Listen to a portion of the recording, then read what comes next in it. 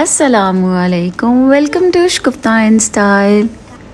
आई hope आप सब खैरियत से होंगे। अल्हम्दुलिल्लाह, अल्लाह के फजल करम से हम सब भी खैरियत से हैं। मैं हमेशा सबसे पहले आप सब व्यूवर्स का शुक्रिया अदा करना चाहती हूँ। आप मेरी वीडियोस को लाइक करते हैं और आपको कुछ ना कुछ सीखने को मिलता है, और आप जब मुझे कमेंट्स में बताते हैं तो मुझे बहुत ज़्यादा दिली खुशी होती है। मेरी दुआ है कि अल्लाह ताला आप तमाम व्यूवर्स को हमेशा खुश खुरम, खुशहाल, सेहतमंद, तंदुरुस्त रखे। आमीन सुमा आमीन। हो सके तो मुझे भी अपनी दुआ में याद रखिएगा। अब जैसे कि मैंने आप सबके साथ शेयर किया था कि मैं दावत की वीडियो आप सबके साथ ज़रूर शेयर करूंगी, तो मैं दावत की वीडियो में काफ़ी ज़्यादा बिज़ी रही और काफ़ी सारे काम होते हैं, आपको पता है। और आज की वीडियो में मैंने सेम डे में सारे काम किए, घर की सेटिंग्स, टेबल लगाना, खाना बनाना, उसको सेट करना और एंड पे फिर ख़ुद तैयार भी होना। तो सब चीज़ें काफ़ी मुश्किल थी, लेकिन अल्हम्दुलिल्लाह अल्लाह के फजल करम से हो गई मैनेज। और आप वीडियो को एंड तक ज़रूर देखिएगा। ये जो आज की वीडियो है इसमें मैंने बहुत ज़्यादा डिशेस नहीं रखी हैं, क्योंकि नॉर्मली हमारे यहाँ एक एक फैमिली की भी दावत होती है।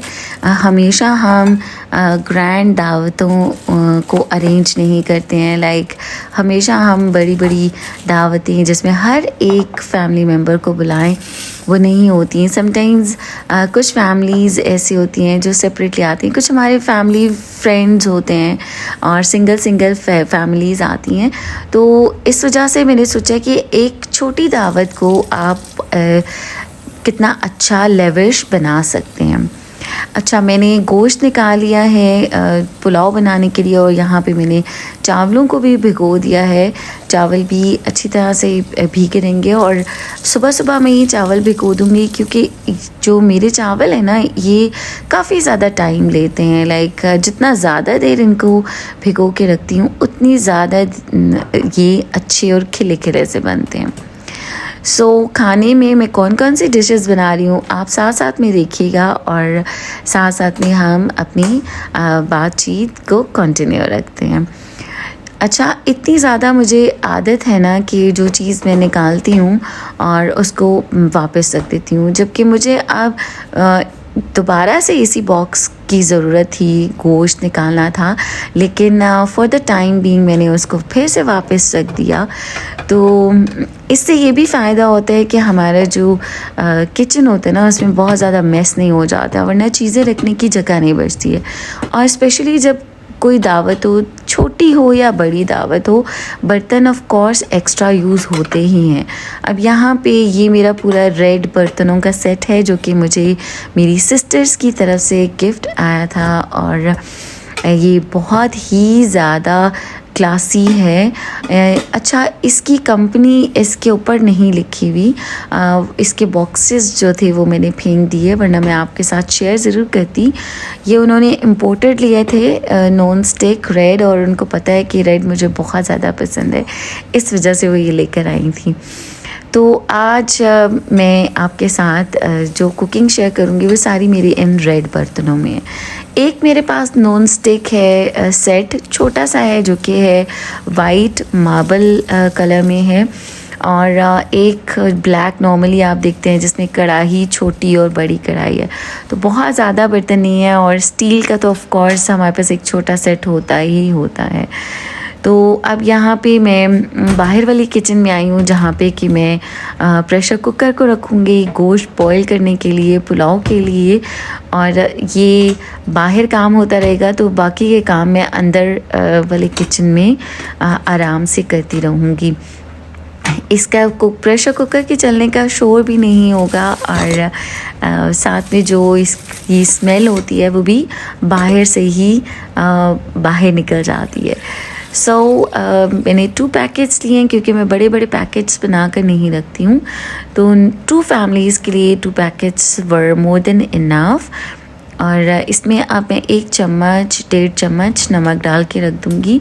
नमक डाल के हम गोश्त को इसलिए भी बॉईल करते हैं कि इसमें गोश्त के अंदर जो है ना वो सॉल्टेड टेस्ट आ जाता है, वरना गोश्त फीका फीका सा होता है और जो पानी का टेस्ट होता है ना वो गोश्त के अंदर चला जाता है।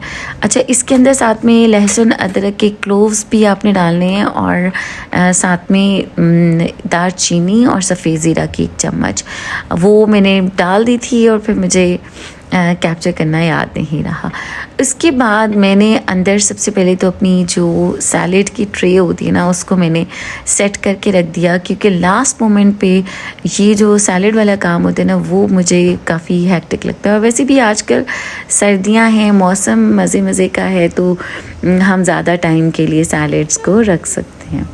अच्छा, सबसे पहले हम सारी चीज़ों को जो जैसे प्रेशर कुकर होता है, चावल भिगोना है, चने की दाल है या और कुछ भी चीज़ ना, उनको हम पहले से कर लेते हैं कि वो हमारी कुक होती रहती हैं और साथ साथ में हम बाकी के काम कर लेते हैं, जैसे सैलेड बनाना, चटनी रायता बनाना और उसके अलावा डाइनिंग टेबल पे बर्तन लगाना।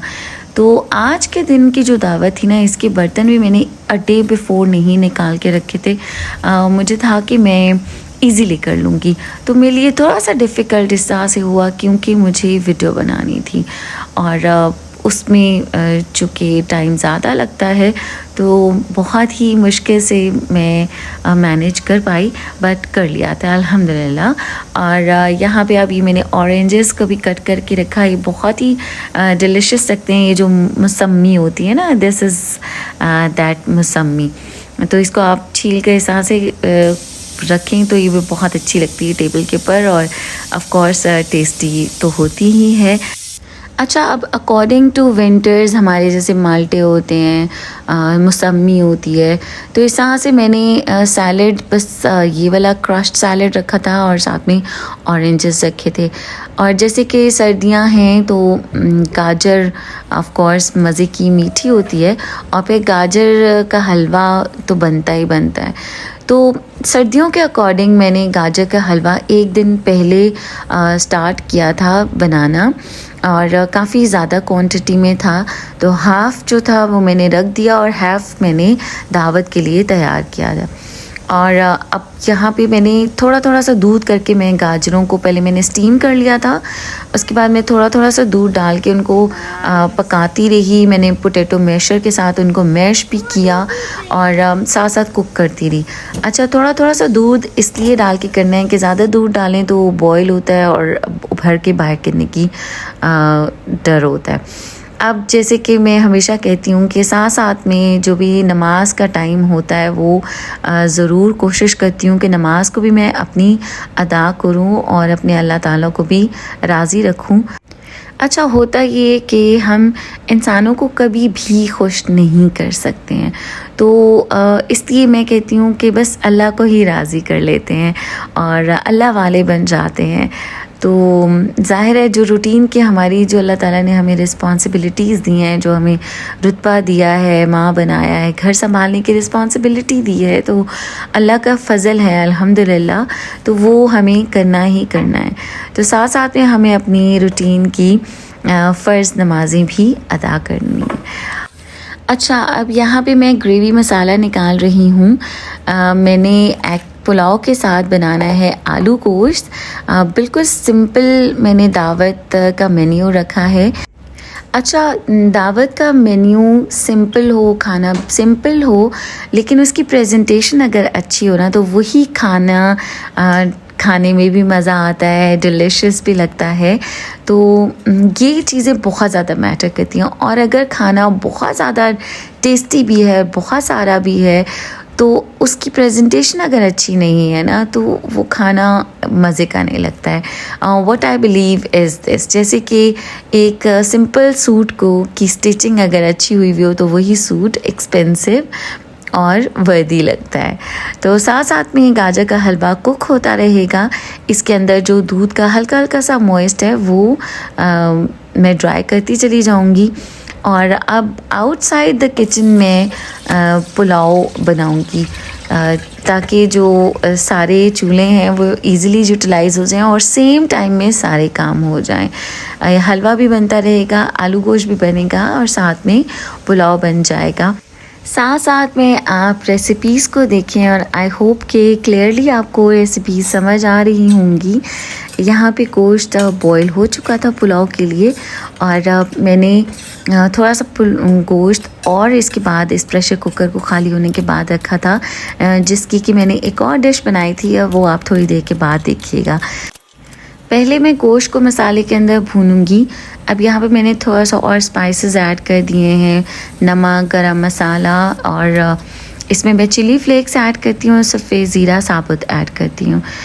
गोश्त अब भुन जाएगा, उसके बाद मैं जो गोश्त की यखनी थी वो भी ऐड कर दूँगी। ये यखनी पुलाव बहुत ही ज़्यादा टेस्टी और डिलिशियस बनता है। और आपने जब चावल ज़्यादा देर के लिए भिगो कर रखे हो ना, तो आप पानी इसके अंदर दम के टाइम पे कम डालें, तो बहुत ही अच्छे टेस्टी पुलाव बनता है, खिले खिले से चावल बनते हैं।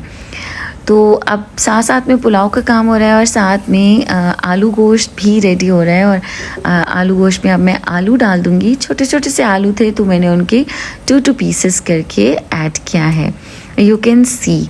और साथ साथ में हलवा बन रहा है और हलवा बिल्कुल लो टेम्परेचर पे कुक हो रहा है।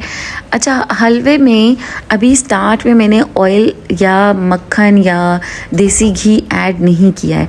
सिर्फ हलवे को मैंने हल्के हल्के दूध के साथ पकाया है, जिससे कि इसमें बहुत ही ज़्यादा अच्छा टेक्सचर भी आता है और टेस्टी होता है।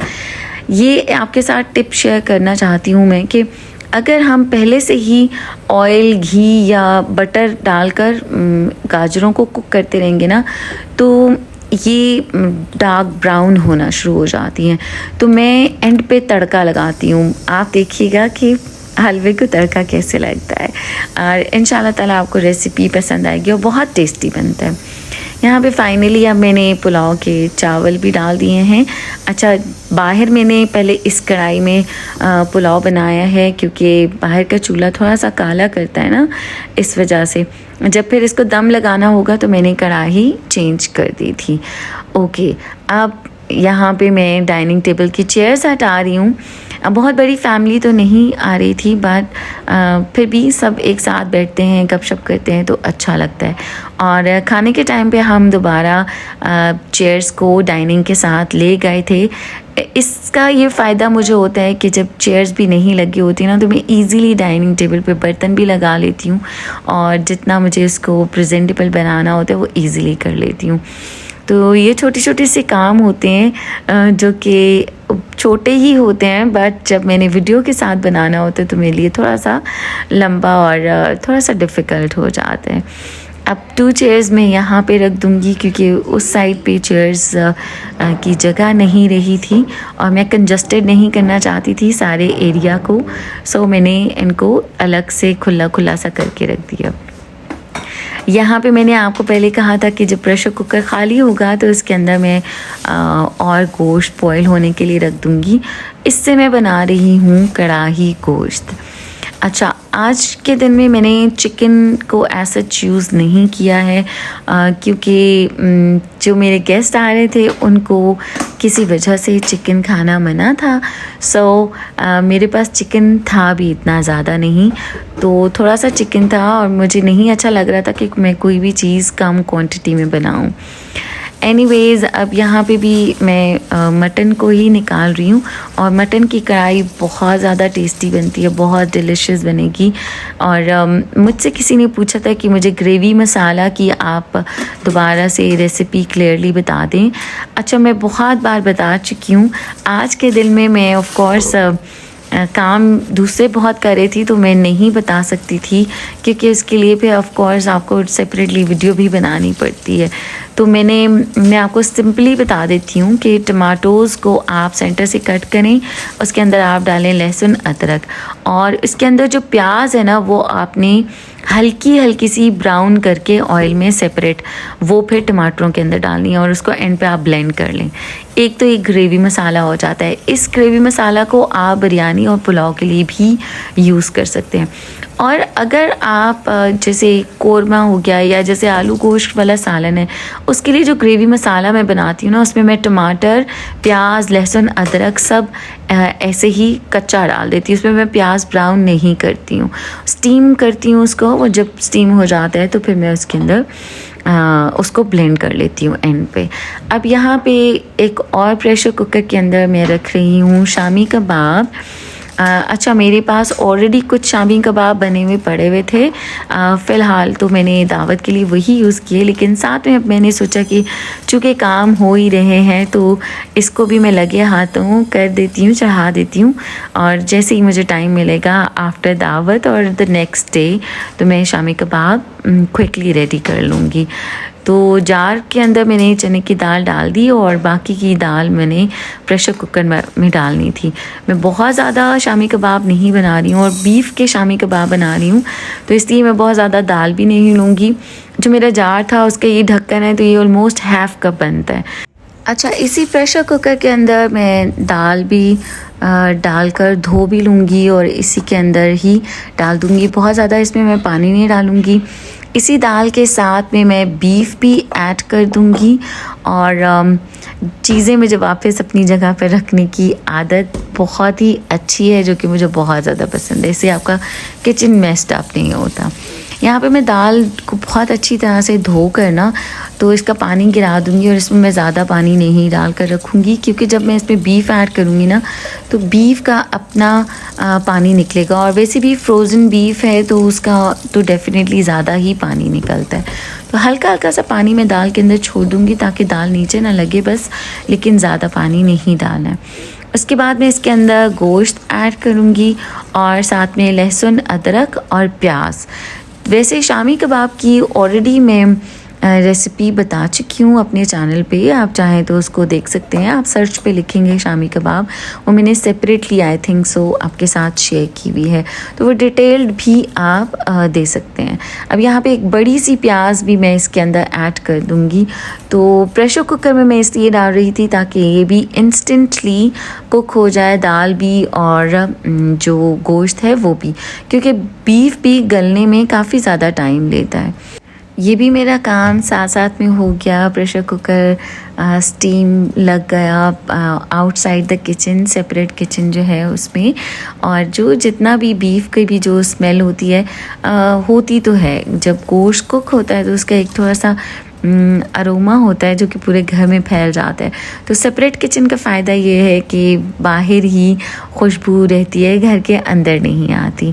और अंदर मैं दो एग्जॉस्ट फैंस किचन में ऑन कर लेती हूँ, तो उस स्मेल से भी हम बच जाते हैं। अब यहाँ पे गोश्त भी मैंने डाल दिया था। यहाँ पे मैंने शामी कबाब मसाले के 2 पैकेट्स भी ऐड कर दिए, लहसुन और अदरक भी ऐड कर दिया है और अब इसको मैं ढक्कन बंद करके रख दूँगी। अच्छा, समटाइम्स मेरा दिल चाहता है कि मैं रेसिपीज़ को शेयर ना करूं, आपके साथ आइडियाज़ बस शेयर करूं कि अगर आपके घर पे दावत है तो उस दावत पे आप मेन्यू में क्या क्या चीज़ें रख सकते हैं। इंशाल्लाह एक और आपके साथ दावत में शेयर करूंगी जिसमें आप 1 डिश रख सकते हैं। 1 डिश मीन्स एक मेन कोर्स की जो डिश होती है, और वो कौन सी हो सकती है, और उस एक डिश के साथ आप एक शानदार लेविश दावत कैसे अपने घर पे अरेंज कर सकते हैं, और आपके मेहमान भी कितने खुश होंगे और आपको ख़ुद को भी कितना मज़ा आएगा, और आप रिलैक्स रहेंगे, टेंशन फ्री रहेंगे, आपको बहुत ज़्यादा कुकिंग भी नहीं करनी पड़ेगी। तो इंशाल्लाह ताला वो भी आपके साथ शेयर करूँगी। अब बेसिकली दावत का जो व्लॉग होता है आपके साथ शेयर करने का मकसद होता है कि इसकी सारी अरेंजमेंट्स, इसकी प्रेजेंटेशन और सारे आइडियाज़ आपके साथ शेयर करूँ कि मेन्यू में क्या होगा, और उस मेन्यू के साथ हम बर्तन कौन से किस तरह के यूज़ कर सकते हैं। और पहले मैंने अपनी दावत में आपके साथ शेयर किया था कि वो चूँकि बड़ी दावत थी और उस दावत पे मैंने जो खाने मेरे गरम रहे उनके लिए मैंने इलेक्ट्रिक स्टोव यूज़ किए थे, और उन्हीं के ऊपर अपने जो मेरे नॉन स्टिक बर्तन हैं उन्हीं के अंदर खाना रहता है और वो गरम रहता है। दिस टाइम मैंने अपना डिनर सेट यूज़ किया है, फ्लोरल है, जो कि मुझे बहुत ज़्यादा पसंद है, और इस फ्लोरल डिनर सेट के साथ के ही मैंने सर्विंग डोंगे भी यूज़ किए हैं। और यहाँ पे मैंने नैपकिन्स के साथ स्पून्स बहुत अच्छी तरीके से रखी, और इस नैपकिन की मैंने फोल्डिंग भी आपके साथ शेयर की है। एक दिन मैं ऐसे ही बैठी स्क्रॉल कर रही थी और ये मेरे सामने video I, so I thought कि I must try this and I must share this with you. तो डिफरेंट तरीके से नैपकिन्स हम रख सकते हैं, ग्लास के अंदर रोल करके, कोन बना के, और ट्रायंगल करके प्लेट के अंदर, और क्लिप लगा के फ्लावर बना के उस तरीके से भी रख सकते हैं। और इस तरह से भी हम रख सकते हैं जब हमने स्पून्स रखनी हो, और इस तरह से बहुत ही ज़्यादा टेबल प्रेजेंटेबल लग रहा था। आप देखेंगे मैंने यहाँ पे शेयर किया है आपके साथ, टिश्यू के 1 लेयर को ट्रायंगल किया, सेकंड लेयर को ट्रायंगल किया, और उसका 4th लेयर को छोड़ के इस तरह से टर्न किया, और ये मैंने इसके अंदर टक इन कर दिया। अभी आप देखिएगा कि इसकी जो ट्रायंगल करने की वजह से कट्स बन गए हैं, जिसके अंदर मैं स्पून को और फोक को अच्छी तरह से रख सकती हूँ। तो ये छोटी छोटी सी ये भी चीज़ें होती हैं जो कि अच्छी लगती हैं। अच्छा, अब यहाँ पे मैंने रेड नैपकिन्स यूज़ किए हैं according to my dinner set, जिसके अंदर फ्लावर्स थे रेड कलर के, तो मैंने नैपकिन्स रेड यूज़ किए हैं। और अब यहाँ पे मैं तड़का लगाने लगी हूँ अपने गाजर के हलवे को। जी हाँ, मैं देसी घी लूँगी। यहाँ पे आप देखें कि 1/2 कप से भी थोड़ा सा कम ही होगा देसी घी। इसको वार्म करेंगे और इसके अंदर मैं ऐड करूँगी इलायचियाँ, और दूसरी साइड पे मैं करूँगी ड्राई फ्रूट्स को ग्राइंड इसमें ग्राइंडर में। लेकिन ये जो ग्राइंडर है इसके अंदर कुछ मोटे मोटे से रहते हैं और कुछ पिस जाते हैं। तो मेरे पास बहुत ज़्यादा ड्राई फ्रूट्स नहीं थे, आमंड्स थे और थोड़े से वॉलनट्स थे, मैंने उन्हीं को ही यूज़ किया है। वैसे हलवे में जो कैशू नट्स होते हैं ना, वो बहुत ही ज़्यादा अच्छे और टेस्टी लगते हैं। वो मेरे पास अवेलेबल नहीं थे, बट नो प्रॉब्लम, आप इन 2 चीज़ों से भी काम चला सकते हैं। यहाँ मैंने इलायची साबुत डाल दी हैं। आप चाहें तो इलायची का पाउडर छान कर भी डाल सकते हैं। और जो नट्स थे उनको भी मैंने घी के अंदर डाल दिया, और हल्का सा मैं इनको सौते करूँगी इसी घी के अंदर, और हल्के हल्के से बबल्स बनने लग जाएंगे ना जब, तो इसका मतलब है कि वो कुक हो गए हैं। हमने इनको जलाना नहीं है, बहुत ज़्यादा कुक नहीं करना, हल्का सा कुक करना है। और ये देखें कि ये कुक हो गए हैं, और अब इसको मैं ऐड कर दूंगी गाजर के हलवे के ऊपर, और फिर मैं मिक्स कर दूंगी।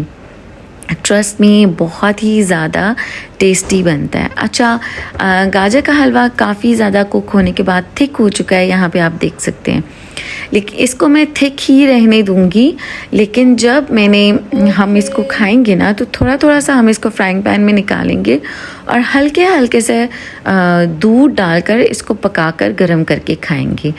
तो अदरवाइज़ ये इस तरह से हलवे को आप इजीली अपने फ्रिज के अंदर रख सकते हैं, and you can use for a long time too. तो ये काफ़ी दिनों तक चल जाएगा, and you will enjoy your gajar का हलवा। अब यहाँ पे हलवा भी वहाँ रेडी हो गया है, और फाइनली मैं बनाने लगी हूँ कढ़ाई गोश्त। इसमें मैंने जितनी देर में कि मैं टमाटो प्यूरीज़ के ब्लॉक्स निकाल रही थी ना, ऑयल ज़्यादा गर्म हो गया था, फिर क्विकली मैंने ग्रेवी मसाला को ऐड कर दिया। 2 बार्स मैंने ऐड किए हैं। और अब गाजर के हलवे के अंदर मैंने चीनी ऐड नहीं की। मैं हमेशा इसके अंदर यूज़ करती हूँ बर्फ़ी मीठे के तौर पर, और खोया तो ऑफ कोर्स जाता ही है। तो कुछ खोया जो है वो मैं बीच में मिक्स कर देती हूँ, और कुछ खोया जो है वो टॉप पर खाने से थोड़ी देर पहले ऐड करती हूँ, तो वो बहुत ज़्यादा डिलिशियस लगता है। अच्छा, ये सर्दियों के अकॉर्डिंग मीठा बेस्ट है। और इसीलिए मैंने इस खाने के साथ दूसरे सैलड्स नहीं बनाए, जैसे फ्रूट सैलड है। बहुत ज़्यादा मैंने उसमें चटनियाँ भी नहीं बनाई हैं, क्योंकि ठंडे सैलड्स और ठंडी चीज़ों का मज़ा नहीं आता। तो सर्दियों के हिसाब से ये वाली दावत बेस्ट है कि आप कम चीज़ों के साथ एक शानदार दावत को अरेंज कर सकते हैं, आपको मुश्किल भी नहीं लगेगा। और इससे मुझे एक बात याद आ गई कि मैंने जब भी दावत रखी तो अम्मी के घर से ही मुझे बहुत ज़्यादा आदत थी ज़्यादा सारी डिशेस बनाने की। तो अगर मैं दावत करती थी ना, दावत पे चाइनीज़ बनाती थी, तो मैं चाइनीज़ के ऑलमोस्ट सारी ही डिशेस बना देती थी। जब अम्मी के घर में मेरी बड़ी सिस्टर्स की शादी हुई थी और वो दावत पे हमारे घर पे आते थे, तो ऐसे करते थे।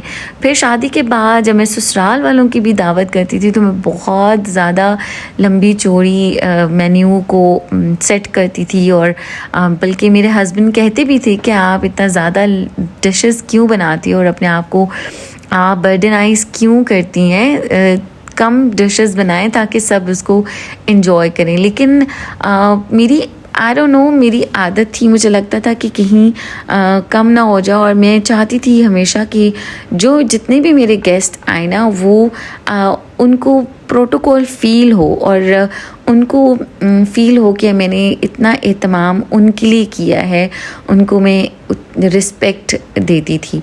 तो फिर आहिस्ता आहिस्ता ऑफ कोर्स आपका स्टेमिना उतना ज़्यादा नहीं रहता है, और आहिस्ता आहिस्ता आपको टाइम के साथ समझ भी आने लग जाती है कि और जो आपके ऑफ कोर्स जो आपके गेस्ट होते हैं, जो आपके फ्रेंड्स होते हैं, फैमिली होती है, वो भी समझने लग जाती है, उनको भी टेस्ट का पता चल जाता है। और फिर वो ख़ुद भी सजेशन देने लग जाते हैं कि अच्छा दिस टाइम दावत में बहुत ज़्यादा कुछ नहीं होना चाहिए, डिफरेंट टाइम्स में डिफरेंट चीज़ें होनी चाहिए ताकि हम बार बार आ सकें और एक दूसरे की दावतों को अरेंज कर सकें और इन्जॉय कर सकें। ये आइडिया शेयर करने का ये भी मेरा मकसद था कि समटाइम्स हमारा बजट इतना नहीं होता ना, या समटाइम्स हमारे दावत या हमारे गेस्ट्स के आने का हमें पता चलता है तो हमारे पास चीज़ों की अवेलेबिलिटी भी नहीं होती। तो हम नहीं चाहते कि अब हम बाज़ार में भागें और चीज़ें लेकर आएँ, तो हम घर पे जो चीज़ें अवेलेबल होती हैं ना, उन्हीं के साथ हम इन चीज़ों को कर सकते हैं। अच्छा, इस दावत के साथ एक लोबिया का सैलड बनता है, लेकिन वो भी कोल्ड होता है, जिसके अंदर वेजीज़ यूज़ होती हैं, क्यूकम्बर, प्याज, टमाटर और कैप्सिकम्स एंड ऑल दैट, और इसके अंदर इमली का पानी यूज़ होता है। वो सैलड भी बना सकते हैं, लेकिन मैंने नहीं बनाया बिकॉज़ मैं चाहती थी कि बस जो मैं खाना बना रही हूँ उस खाने को सब खाएं, एंजॉय करें, और जितना भी खाना बना है वो सारा यूज़ हो जाए, कुछ खाना बचे नहीं। So for one more family, यानी 2 फैमिलीज़, जो कि मेरी अपनी फैमिली है और another family which was coming to my house, के लिए इतना खाना इनफ था। और 2 to 3 डिशेस जब हो जाती हैं तो फिर बहुत ज़्यादा खाई भी नहीं जाती हैं। साथ में पुलाव भी था, और मैंने पुलाव भी बहुत ज़्यादा क्वांटिटी में नहीं बनाया क्योंकि हमने साथ में रोटी भी मंगवाई थी। और यहाँ पे आप देखें कि शानदार मेरा कढ़ाई गोश्त भी रेडी हो गया, और मैंने कितना क्विकली ग्रेवी मसाला बना हुआ था और उसको यूज़ किया, क्विकली मैंने कढ़ाई गोश्त भी बना लिया। ऊपर मैंने हरा प्याज ऐड किया था पहले, और फिर जब मैं इसको सर्विंग बोल में डाल दूँगी तो फिर मैं इसके अंदर ऐड कर दूँगी हरा धनिया। बैक साइड पे आलू गोश्त फाइनल उस स्टेज पे था, और अब उसको भी मैंने डोंगे में डालकर टेबल पे रखना था। तो जो चीज़ रेडी हो रही थी उनको मैं सर्विंग बोल्स में डालकर डाइनिंग टेबल पे रखती जा रही थी। मैंने बिल्कुल लास्ट मोमेंट पे अपने कपड़े चेंज किए दिस टाइम, क्योंकि मेरे कपड़ों पे कुछ ना कुछ स्टेन्स आ जाते थे, तो इसलिए फिर मैं अपने जो मेरे फॉर्मल वेयर क्लोथ्स होते हैं उनको ख़राब नहीं करना चाहती थी। दिस इज़ व्हाट मैंने इन सब को पहले से ही काम करके रख दिया। ये सर्विंग बोल्स हमारे इजीली माइक्रोवेव में भी आ जाते हैं, गर्म भी हो जाते हैं। तो ये शानदार कढ़ाई गोश्त भी रेडी है। और अब इसके ऊपर मैं डाल दूँगी ढेर सारा हरा धनिया, जो कि मैंने ऑलरेडी कट करके रखा हुआ है। और ये भी मेरे लिए बहुत ज़्यादा आसानी होती है। आपके साथ इंशाल्लाह ताला कंप्लीट अपने रेफ्रिजरेटर का रिव्यू भी शेयर करूँगी। मुझे बहुत सारे मेरे व्यूवर्स के कमेंट्स आए हुए थे और आपके साथ इसके आइडियाज़ भी बहुत ही ज़्यादा यूज़फुल शेयर करूँगी और आपको बहुत पसंद आएंगे इंशाल्लाह ताला। और अभी एक वीडियो और जो कि मैंने कहा था कि मैं नेक्स्ट अपलोड करूँगी, जिसमें कि मैंने आपके कमेंट्स के रिप्लाईज़ दिए हैं, लेकिन उसमें थोड़ा सा डिले है। इंशाल्लाह ताला वो भी करूँगी। पहले मैंने सोचा कि ये दावत की वीडियो आपके साथ शेयर कर दी जाए, क्योंकि फिर मैं दावत में एक्चुअली बिज़ी भी हो गई थी। तो अब यहाँ पे आलू गोश्त भी रेडी हो गया है और मज़ेदार बहुत ही ज़्यादा डिलिशियस आलू गोश्त बना था। और मुझे और मेरे बच्चों को ना शोरबे वाला सालन बहुत पसंद है, तो ये एक बेस्ट ऑप्शन होता है। नॉर्मली भी हमारे घरों में आलू गोश्त आम बनता है, लेकिन हम इसको दावत पे भी बना सकते हैं। आलू गोश्त की जगह हम चने की दाल गोश्त भी बना सकते हैं। It depends upon you. तो अब चूँकि मैंने शामी कबाब भी बनाने थे और शामी कबाब बिल्कुल मैंने गरम गरम लास्ट मोमेंट पे बनाए थे, जो कि मैं कैप्चर नहीं कर सकी, क्योंकि अब मैं जब सारी चीज़ें लगा रही थी और मैं क्विकली इसी भी लगा रही थी कि मैं चाहती थी कि मैं अपने गेस्ट के आने से पहले रेडी भी हो जाऊं। और जब मेरे गेस्ट आ जाएं, वो मेरे दिल के इतने ज़्यादा करीब हैं, मैं चाहती थी कि मैं अपना ज़्यादातर टाइम उनके साथ स्पेंड करूं और वीडियोज़ में बनाऊं। और वैसे भी मेरा मकसद तो आपके साथ आइडियाज़ को शेयर करना होता है, मेन्यू को शेयर करना है, प्रेजेंटेशन शेयर करनी है, तो इसलिए वो सब मैं आपके साथ शेयर किया करूँगी। ऑफ कोर्स जब हम टेबल लगा लेते हैं, इतनी चीज़ें डिशेस बनाएंगे, तो मेहमान खाते भी हैं, तो वो खाना और समेटना चीज़ें, वो अगर मैं दिखाती हूँ तो फिर वीडियो बहुत ज़्यादा लंबी भी हो जाती है। इसलिए मैंने सोचा कि उसको या तो मैं पार्ट 2 में ऐड कर दूँ या फिर इसको मैं स्किप कर दूँ। तो आप सब में मुझे बताइएगा कि मुझे पार्ट 2 में गेस्ट्स जब मेरे आ जाएं, उसके बाद उनका खाना खाते हुए का जो व्लॉग हो वो सब भी आपके साथ शेयर करूं या नहीं। एनीवेज़, अब यहाँ पे फाइनली मैंने रायता भी चटनी भी मिक्स कर ली है योगर्ट के अंदर। अब दही में मैं थोड़ा सा सॉल्ट भी ऐड करूँगी और मैं सफ़ेद ज़ीरा पाउडर भी दही में ज़रूर ऐड करती हूँ। साथ साथ बर्तन भी वॉश होते ही चले जा रहे थे। कुछ बर्तन मैंने डिश वॉशर में लगाए थे या कुछ साथ साथ में वॉश हो रहे थे। अच्छा, जब मैं पहले दावत रखा करती थी ना, तो मैं आपको बताऊं कि पूरी रात लगाकर मैं ऑल अलोन बच्चों को सुलाने के बाद बर्तन धोया करती थी, जब मेरे पास डिश वॉशर नहीं होता था। और आप इमेजिन नहीं कर सकेंगे कि पूरी रात वो बर्तन धुलते थे, मैं बर्तन धोती थी, किचन समेटती थी और मेरे हस्बैंड मेरी हेल्प करवाते थे पूरा बाकी का घर समेटने में और सेटिंग में। तो ये भी एक बहुत बड़ा काम होता था जो कि वो मेरी हेल्प कर देते थे, वरना मेरे लिए तो और भी ज़्यादा मुश्किल हो जाता। अब फाइनली गेस्ट के आने से पहले मैंने किचन में ब्रश भी लगा दिया, क्योंकि कुछ ना कुछ गिरता है। हम इतना ज़्यादा जब काम करते हैं ना, तो फ्लोर भी डर्टी होता है। हम आउटसाइड द किचन में जा रही थी, अंदर आ रही थी, फिर सिंक में से पानी थोड़ा सा बाहर गिरता है, जूतों के साथ लगता है। तो मैंने सोचा कि अब फाइनल आपको ये वाली लुक भी दिखा दूँ, so that you can know कि इसके बाद हमारे और कितने सारे काम होते हैं, हमें किचन समेटना होता है। तो अब यहाँ पे मैंने ड्रेस भी चेंज कर लिया था और थोड़ी ही देर के बाद मेरे गेस्ट भी आ जाएंगे, और वो मैंने आपके साथ शेयर नहीं किया है। शामी कबाब मैंने एंड पे फ्राई किए थे, गरम गरम अपने गेस्ट को सर्व किया था। और जो गाजर का हलवा था वो भी मैंने एंड पे इसको सेपरेटली बोल में से निकाल कर थोड़ा सा दूध डाल के गरम किया था, और इसके बाद ऊपर से मैंने खोया डाल के वो भी सर्व किया था। ड्रिंक्स में मैंने टैंग 2 टाइप्स के यूज़ किए थे। ये जो मेरा ड्रेस है ना, इसका रिव्यू मैं आपको इंशाल्लाह नेक्स्ट वीडियो में बताऊंगी।